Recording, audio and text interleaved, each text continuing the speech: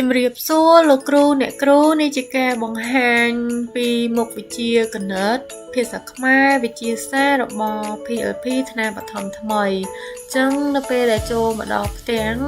ដូចលោកគ្រូអ្នកគ្រូបានឃើញអញ្ចឹងគឺមុខវិជ្ជាគឺមានថ្នាក់ទី1ទី2ទី3ទី4ទី5ទី6អញ្ចឹងមក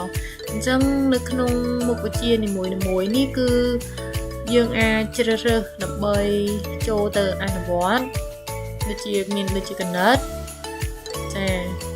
គណិតគឺមានជាច្រើនមានមេរៀននិងសំណួរជាច្រើនបន្ទាប់ពីយើងបានឃើញហើយយើងចុច back មកវិញយើងចុចទំព័រដើមចាបន្តមកទៀតចុចនៅលើភាសាខ្មែរចាយើងនឹងឃើញ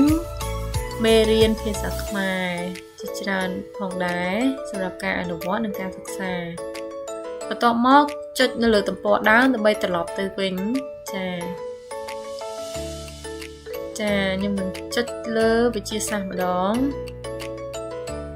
ចា